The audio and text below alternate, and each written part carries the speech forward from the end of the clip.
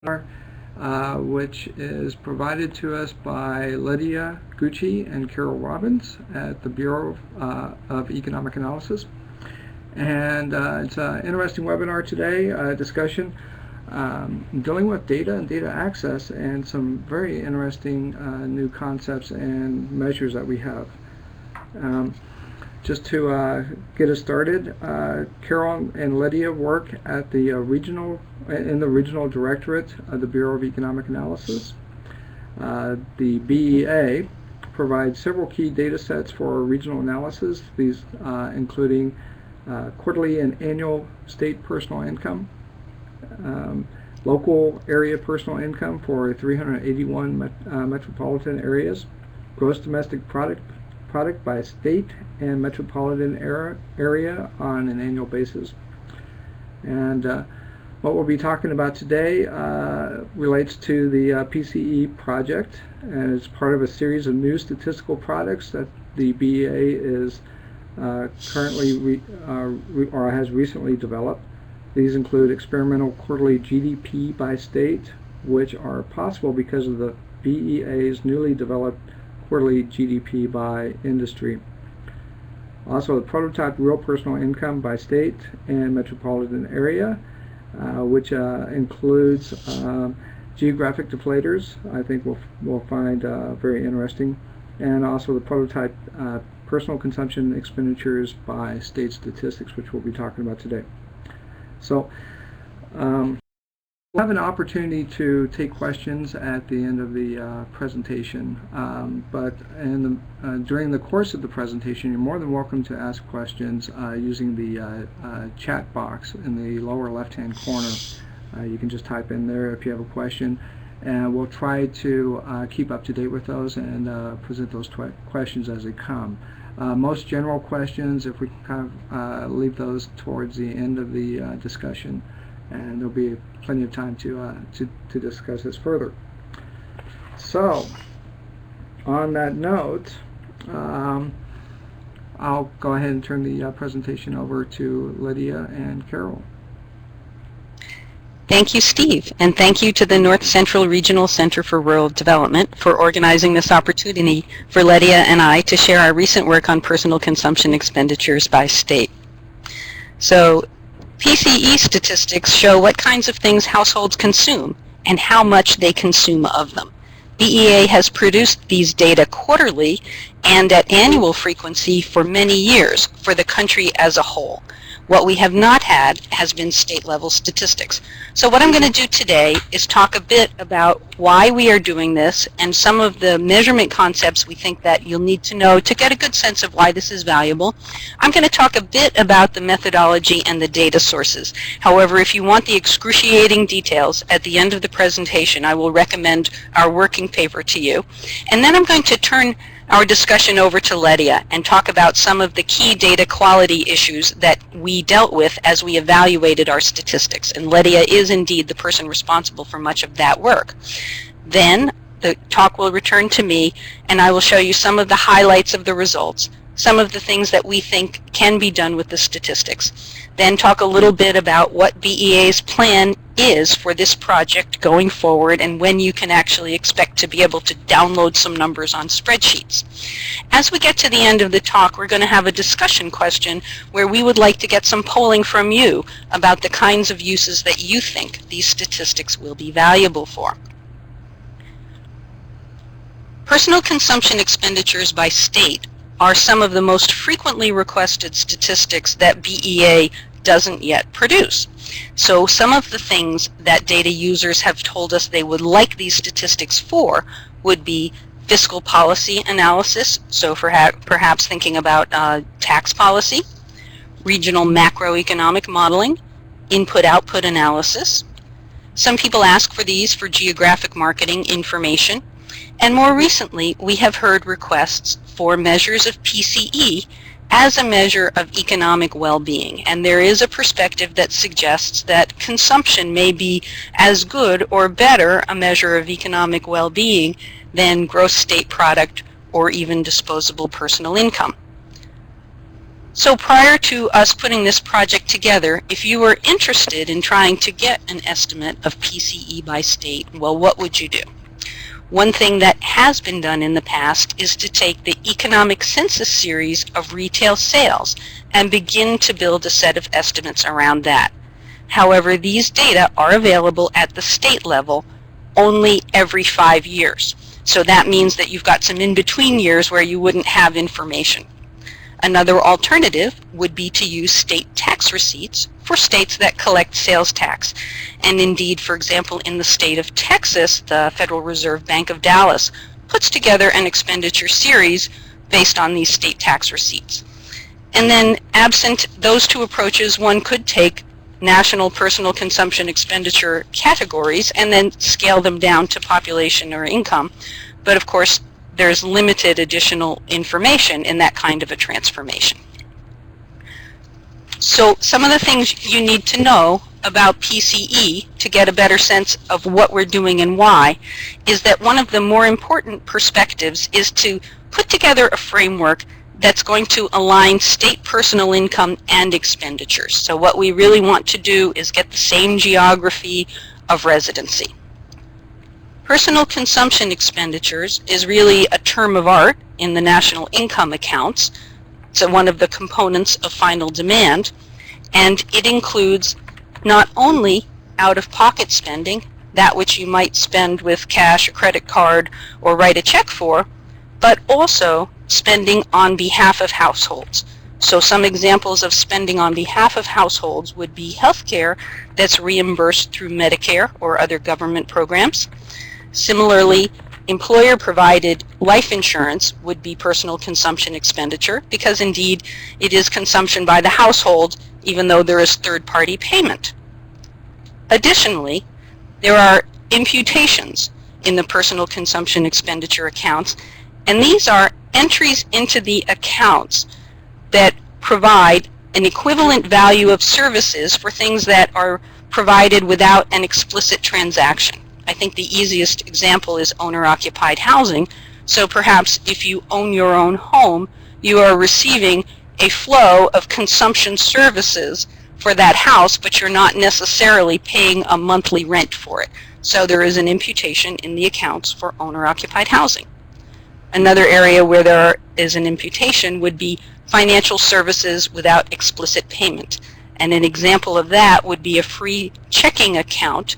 Well, it's not completely free because the bank is in fact receiving the income for that from some other service, but that we make an estimation or imputation for the value of those services.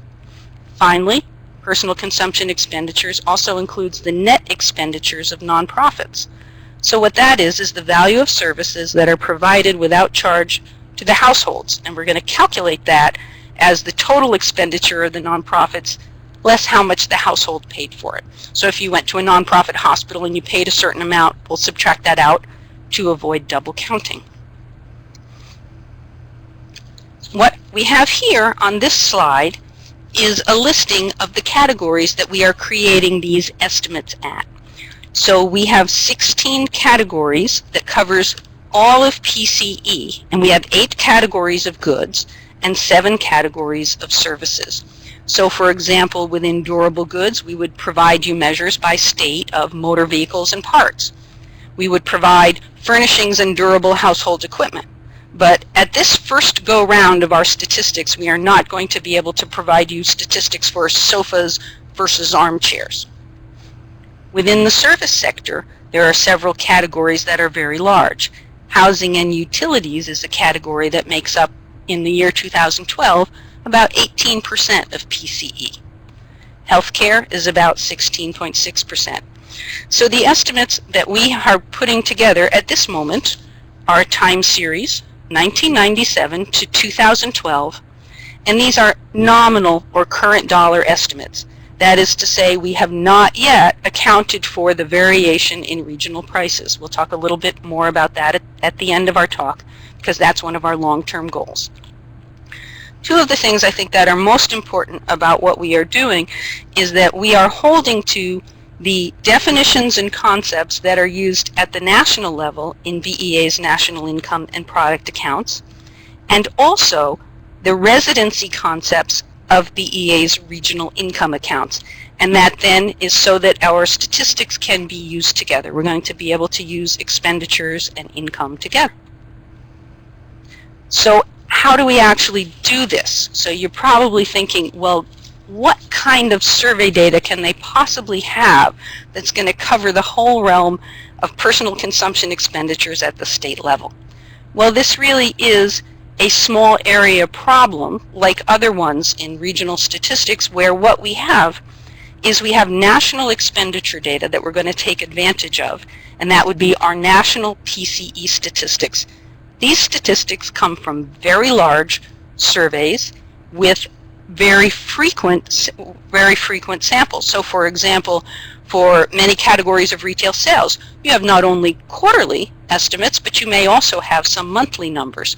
So if you think about putting these PCE by state statistics together as sort of like a puzzle, then the outside edges are coming from this very strong national expenditure data.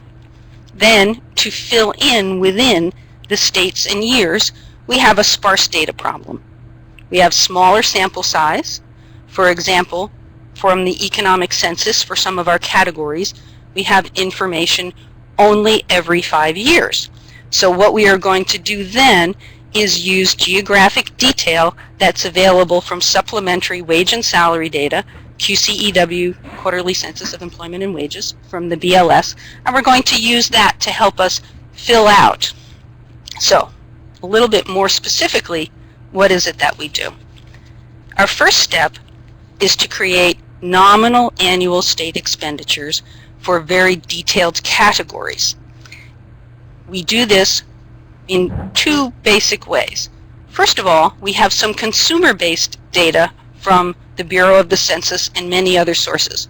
What I mean by consumer-based data is we know the residency of the household. So for example, the decennial census is going to tell us information about housing units based on where people actually live. We also use data that is business-based from the economic census for many goods and services. And we have this at the state level, and this is going to give us information about product type, who buys it, we call that class of customer, and geography. So what that means is that we have this incomplete series. And so our approach to this small area problem then is to supplement with correlated detailed data series. What are we going to supplement with? Well, again, this is the wages and salaries of the employees that work in the industries that produce these expenditures. Now let me give you an example, because we're not talking about manufacturing. Okay, so let's say the category that we are going to estimate is food services and accommodations. So this is the consumption perhaps in the state of Illinois in restaurants and in hotels. From the economic census, we have for 1997, 2002, 2007, information based on the location of the business. Then what we're going to do for the intervening years and the out years, interpolate and extrapolate with the wages and salaries of the workers who work in those hotels and restaurants. So that then gives us our annual state expenditure series for detailed categories. Then what we do is we're going to control these to the outer edges of our data, our national data, with the NIPA PCE category totals, aggregate up to the 16 categories that I showed you in the earlier slide, and then we go through a pretty rigorous evaluation and adjustment process for mismatches in state of residency. And so with that, I want you to hear a little bit more about the way that that works. And Lydia is going to talk about these two data challenges. Thank you, Carol. So in the next few slides, I will discuss in some detail two major data challenges that we faced. The first one comes from the fact that many of our state-level data sources are not available at an annual frequency. And as Carol explained, we use quarterly census of employment and wages to interpolate and extrapolate expenditures of the missing years. So the question to ask is this data any good for this purpose? The second challenge comes from the fact that we use economic census receipts for many goods and services, and these receipts are reported by location of business, which may not always coincide with the location of the household. So in this case, would there be a residency adjustment needed for those expenditure categories for which we use the supply-based receipts? So as an example here, if we were to estimate food service and accommodation expenditures using economic census receipts, we would expect to see disproportionately higher expenditures for tourist destination states like Nevada, Florida, New York, etc., because they would reflect spending of residents of the state as well as tourists. So we need to find a way to allocate these excessive expenditures back to the states where the tourists are coming from. Now, answering these two questions, to answer the first question, we conducted a correlation analysis to see how closely industry receipts and wages move together. We computed two types of correlations. The first type is correlations in levels for the three benchmark years for which we have economic census receipts, and these would be the years 1997, 2002, and 2007. We also computed correlations in growth rates because we eventually use growth rates in wages in order to interpolate and extrapolate the economic census receipts. So here we do have two types of correlations in growth rates for the in-between census years, so the 1997, 2002, and 2002, 2007.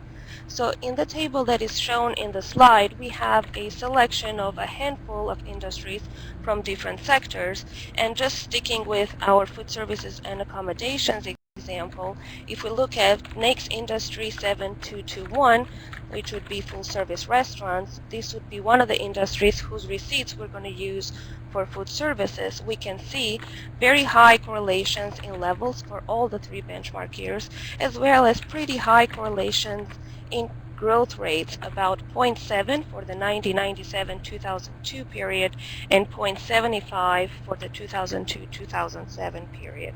So what we found from our correlation analysis is that not only do industry receipts and wages move together in the same direction, but they also do so at a similar pace. So what does this mean for our estimates? In this slide, we have presented a time series of food services and accommodations expenditures for the state of California. The time series in green represents our 1997 to 2007 benchmarked estimates. The time series in red shows the extrapolated estimates from 2007 benchmark outward. Then, in order to judge how good the extrapolation was, we also extrapolated out the 2002 benchmark expenditures out to 2007 as if the 2007 benchmark wasn't available. Those would be the estimates in the time series that's presented in blue, which lays down below, very close to the green line. So as we can see here for the state of California, if we focus on the year 2007, the vertical distance between the green and the blue series would tell us the revision in level that we would have to do once that benchmark becomes available. So for the state of California, this revision is rather small, so the extrapolation is successful. California, however, is a big state, so in the next slide we show how these revisions would look like for the rest of the states. So in this slide we have food service and accommodation expenditures for the year 2007.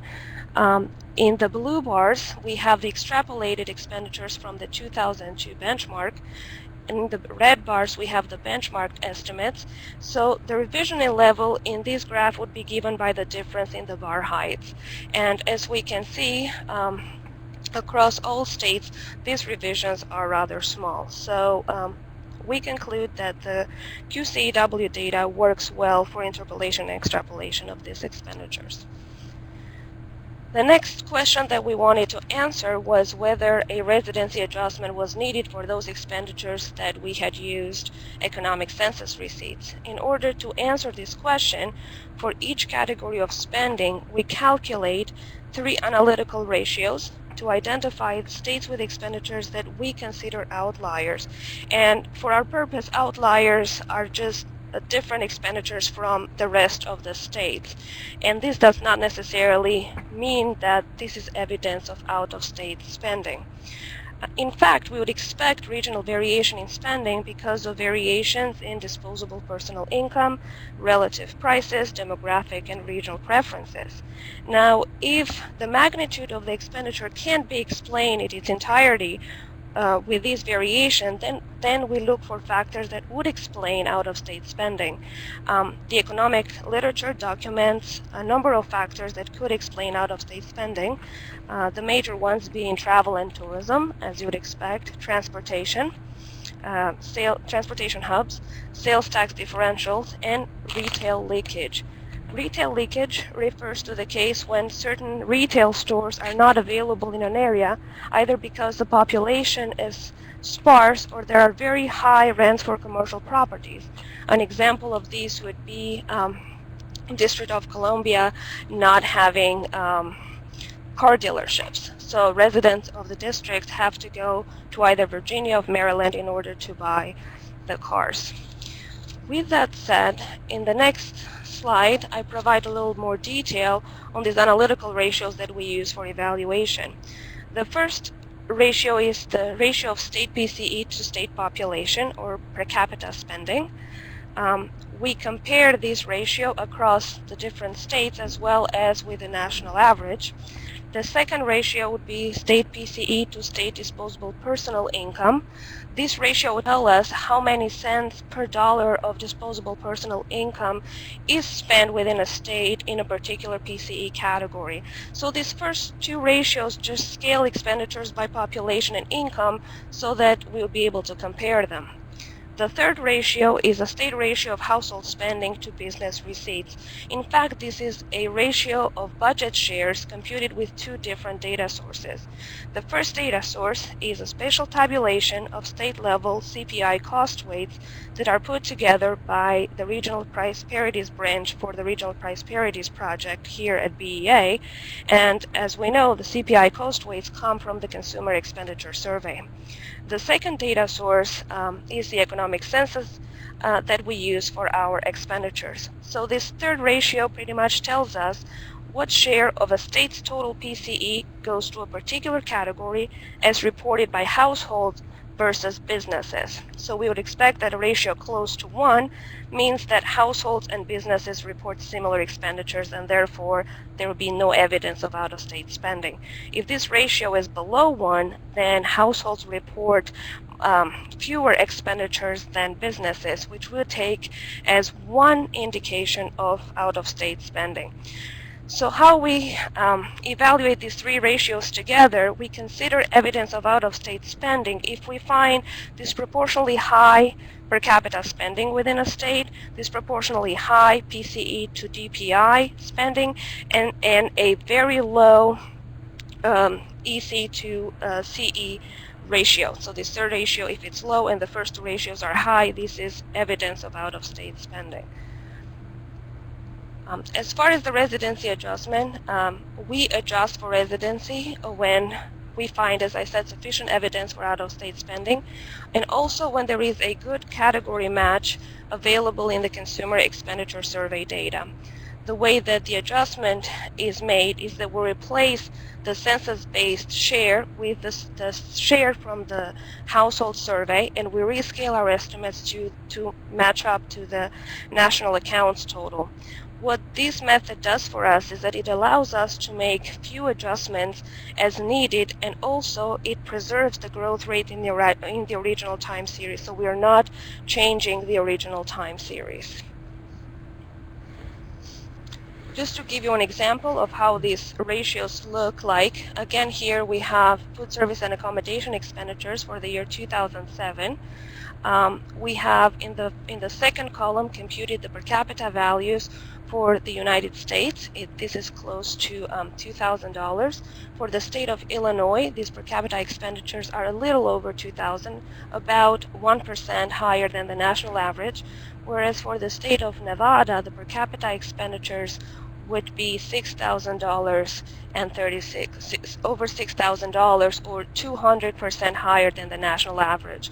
So here is the first indication that we might have a problem with the state of Nevada. Next, we move on to the second ratio that we discussed, which would be the PCE per dollar of disposable personal income. For the United States, this ratio would be 6 cents to a dollar. It's very similar for the state of Illinois, a little bit lower than that, but for the state of Nevada, we have 17 cents out of a dollar going to food services and accommodations. Again, this is another indication of potential out-of-state spending. Then the third ratio is this ratio of budget shares that I explained earlier. For the state of Illinois, it's very close to 1, indicating that what the household is reporting and what the businesses are reporting are very similar. For the state of Nevada, however, this share is 0.3, which tells us that the household is reporting about a third of the expenditures than the businesses are reporting. And then taken together, these three ratios make Nevada a good candidate for adjustment. In the next slide, we show what this adjustment looks like for the states that get directly adjusted as well as for the remaining states. Again, here we see food service and accommodations for the year 2007. Here we are giving per capita expenditures. The bars in the light blue color show the original or unadjusted expenditures that we had put together based on the economic census receipts. So as we can see here, there are some states like Alaska, District of Columbia, Hawaii, and Nevada that have extremely high per capita expenditures. Then in the dark blue bars, we see the residency adjusted expenditures. So what has happened here is that those 4 states have been directly adjusted, and then the remaining expenditures have been proportionally distributed across the remaining states. So one point that I want to make here is that our goal is not to make these expenditures as average as possible, but rather make them more reflective of the local conditions of their economies. With that, I will pass the presentation to Carol to finish it up with the results.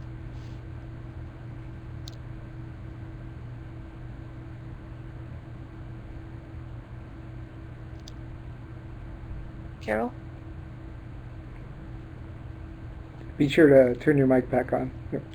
Can you hear me? Thank you. That was a good thing. Okay. Here what we've got is per capita spending on selected expenditures for the 4 most populous states in 2011. So the first row across the top, we see the United States, and so for motor vehicles and parts in 2011, per capita expenditures was $1,199.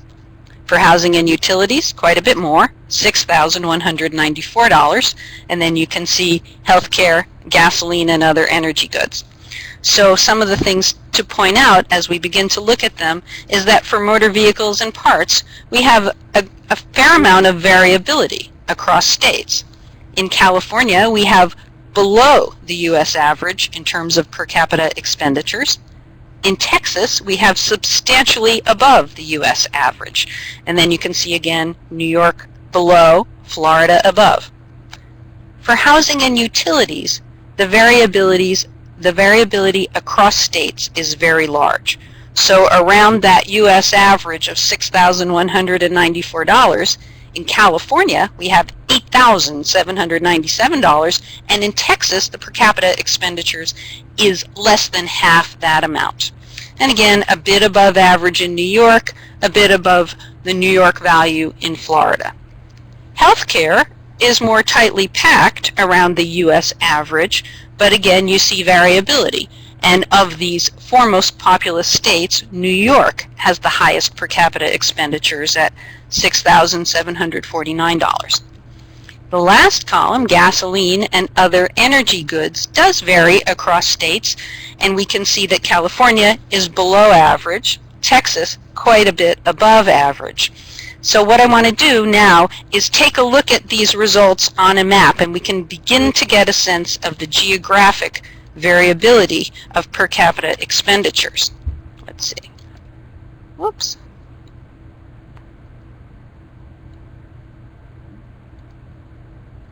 There we go. So what we're looking at here are quintiles. So we have divided the 50 states and the District of Columbia into 5 groups, and the way that this map is set up, the darkest color is the largest absolute value. So what we've got is per capita expenditures. Again, remember that average was $1,375 per year per person, and we can see the highest per capita expenditures in northern rural states like Montana, North Dakota, Vermont, and Maine. Also in the central part of the country, in states which are perhaps sparsely populated with long distances in between. We can see the yellow color, which is the lowest per capita expenditures on the eastern seaboard, where we have that corridor between Maryland, Washington, D.C., and Massachusetts. Also in Illinois. And then in the west, we also have some states with low per capita expenditures on gasoline and other energy goods: California, Oregon, and Colorado. So housing and utilities, I think, is a map set up the same way in quintiles, where the geography, I think, is even more striking. What we can see here is on the west coast, very high per capita expenditures for housing. And again, we want to keep in mind that these are nominal expenditures. So when we are looking at this variation, we're going to be looking at variation in price, as well as variation perhaps in the housing size. So both things are going on here. High per capita expenditures on the west coast, high per capita expenditures in the mid-Atlantic region, and that little state out to the right of your slide is actually the District of Columbia. It's not a new state that we invented there, but that's just so that you can see that we've got very high per capita expenditures. And then in the central part of the country, we have very low per capita expenditures on housing and utilities. And Texas there is the one with the lowest at $4,101. So the last slide that I want to show you, the last map, begins to do what I think is to bring the power of these statistics together. So what we're going to do is now look at Pce growth in the 2008 to 2009 recession. So here we're going to look at the change between 2 years in per capita expenditures, and we need to reorient ourselves to this map because the dark color is the highest absolute value. And in the 2008 to 2009 recession, the recession was so severe that nominal per capita expenditure actually fell in every state. So therefore, the states that have the darkest colors are the ones where per capita expenditures fell the most. And the 2 states where per capita expenditures fell the most were in the west, and they were Wyoming and Nevada. You can also see the largest declines over in the manufacturing region of the southeast. Now, one of the things that we think is very valuable to do with these data is begin to link them up to disposable personal income. So looking at those western states, Wyoming and Nevada, where PCE fell the most, those are also the 2 states where disposable personal income also fell the most. So some of the things we can see in terms of the light yellow, the places where per capita expenditures held up, the North and South Dakota, Oregon, Louisiana, these are some of the states where the economies are influenced by perhaps things that were not so harmed in the recession, natural resources, and mining. So this, I think, gives a sense of the kinds of the power of these statistics. And before I wrap up, I'm hoping that our participants would be able to fill out the survey to give us a little bit of a sense of how you think these statistics may be useful to you. And then we can all take a look at the end. So in terms of where BEA is going with this, in August of this year, we will have a release of what we are calling prototype statistics. So these things are almost ready to go into production, but we still will be making some methodological improvements over the next year. We're going to be incorporating some new data sources in the next year, and we're going to continue to solicit feedback from external users like you so that we have a good sense of the kinds of uses that you think would be valuable for these statistics and the kind of refinements that you think would be important. In the longer term, as we go forward, we are hoping to expand the category detail. We are at 16 categories, but we do think that for certain categories, data users may want to see more. Healthcare is an example where we think that data users may want to see more regional detail and category detail. And then, of course, we are hoping to develop state-level PCE deflators, and so we can go from nominal to real measures of PCE. And so with that, Steve, I'm ready to begin to listen to any questions that folks may have. Okay, very good presentation. Very interesting topic. I think in the world of economic analysis, reviewing data that shows expenditures at a regional level has been one of the primary objectives across many different researchers. I know that for me, I've used the CE and tried to adjust it regionally based on income and with moderate success. But feel free to add questions. I think we have a question from Stefan. Can you possibly do rural-urban disaggregation? That is a good question. So that is a very good question. And at the BEA, we not only produce state-level statistics, but we also produce statistics for counties and for metropolitan statistical areas. And so it would be a long-term goal. At this point, I think we're trying to get the highest quality that we can at the state level, and there are indeed, well, the economic census data is provided to us at the state level. And so at this moment, I don't know that we can do this rural-urban, but I think it would be a long-term goal to be able to move to a more detailed level of statistics. But I think that that's going to, I would expect that to be several years down the road. That relates to a question that I had. Because your unit does do so much in metropolitan statistics, would this be a feasible future, which it sounds like it kind of would be? Developing PCE measures for... So, again, I think it would be a long-term goal, and it's the kind of thing that this kind of feedback is very valuable. So if what we heard from users was, what we really want to see is geographic detail, and that's what is most important, then I think that that is one thing that could direct our agenda here. So you can imagine all the different ways you can go, right? We could think about greater category detail and working on that first at the state level, or we could think about, geographic detail. So getting the best sense of what data users want is going to help us shape that. But again, this project that we are involved in here, we are, I would say, kind of halfway through a multi-year project. So that would be down the road and not impossible. Okay. Actually, I had an interesting question. I'm often approached with a question about demographics, especially as it relates to migration and how that would impact taxes or just the economy in general.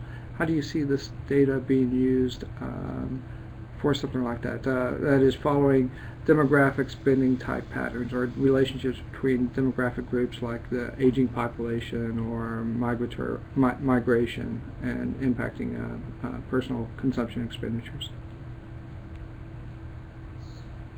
So I think that what we would have to do with that is we would have to find a way to layer demographic information with our state level estimates.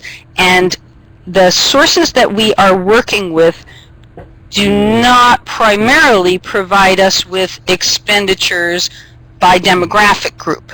So one would have to do some auxiliary modeling, I think, in order to get there. However, I think it is true that you can use the consumer expenditure survey to get some demographic information, and one could look in that direction. Unfortunately, that's usually not regionalized. Susan Chalky has a question. Will one of your categories be caregiving, children, or aging? So let me take a look at, so these 16 categories that we have are relatively broad, and so we're not going to actually have that particular category. So you would find that we would have a category which is healthcare, and then we have a category which is other services.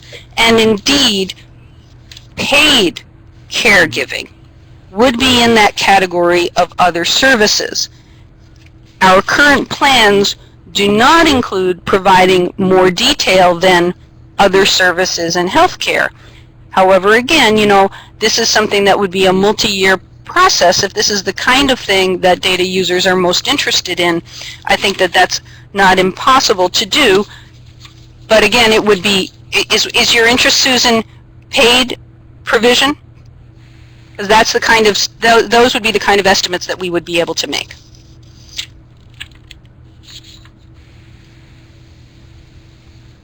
So let me tell you what exactly we've got. We have social services and religious activities, and that is part of other services.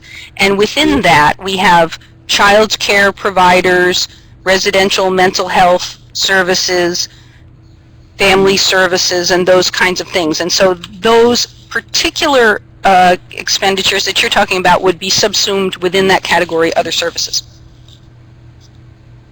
Great. And it seems that Susan responded to the positive there. Would be pay provisions. Yep. Here's another thought. Often I'm involved with economic impact assessments, and it could be at the state level. Most generally it's sub-state level, but nonetheless, oftentimes associated with that maybe a tax policy that changes disposable income for a region, or may have planned impacts on incomes.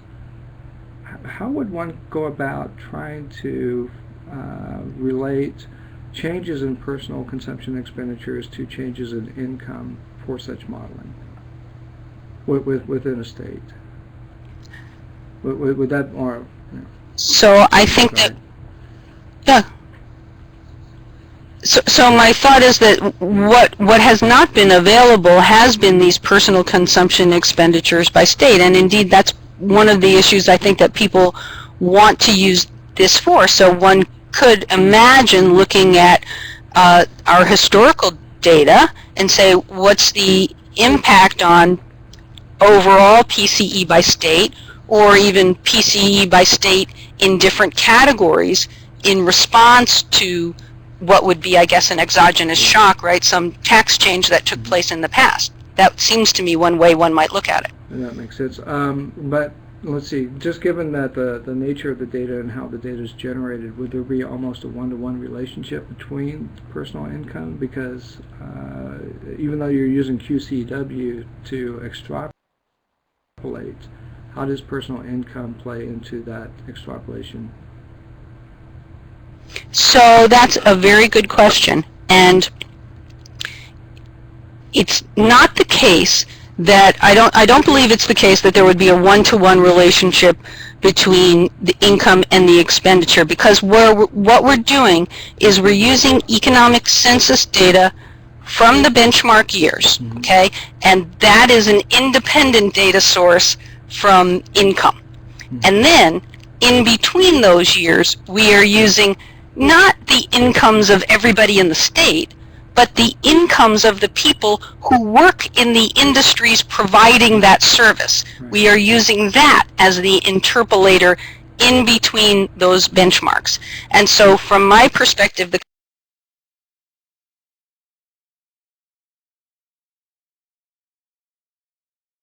kind of question that you're trying to answer, you might think about doing with individual categories of PCE that we know are independently sourced based on economic census data or perhaps some other regulatory or administrative data. Now, it is true that at this point, and this is a very important point, of putting these statistics together, for financial services, we have not yet found what we consider to be a robust data source for financial services. And we are indeed using disposable personal income as our allocator for financial services. So if you did that regression, right, you indeed would get a one-to-one correspondence there. Now, our goal, and this is what I say, over time we're going to continue to refine and add data sources. This would be one of our most important goals, is to find a better state-level data source for financial services. Mm-hmm. Excellent. I think Laura has a question. She's coming up.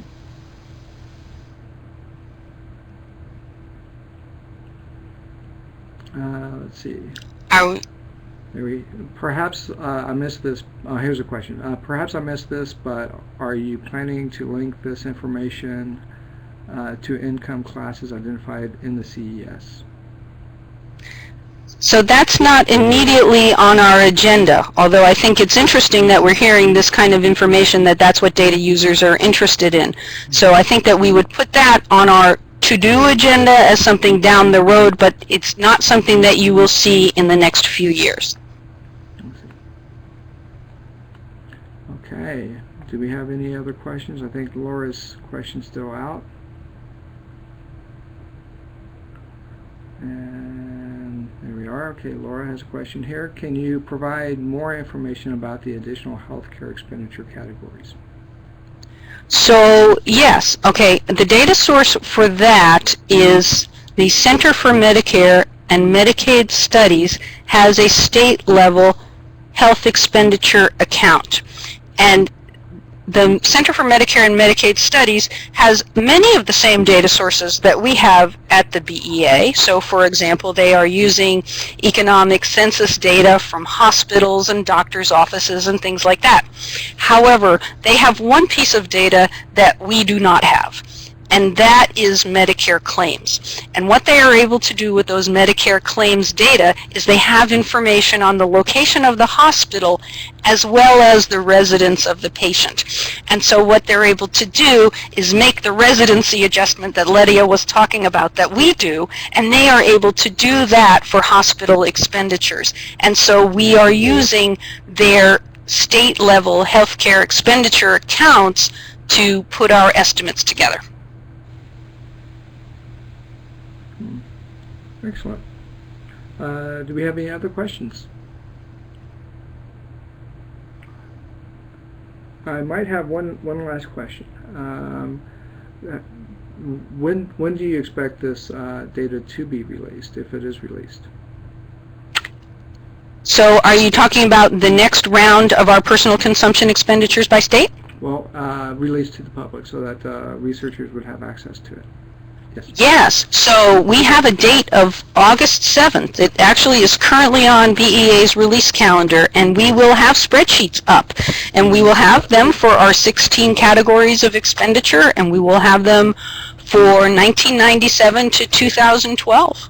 Okay. Do you have a kind of a release date in plan for future releases? Is it early year, late in the year? So this is our prototype release, okay. And my expectation is that we are going into regular release thereafter, but I think it's too early for me to say that it's always going to be August of every year. Okay. Great. Any other questions from the audience? Okay. And do you have any, Carol or Lydia, do you have any other topics or points to add?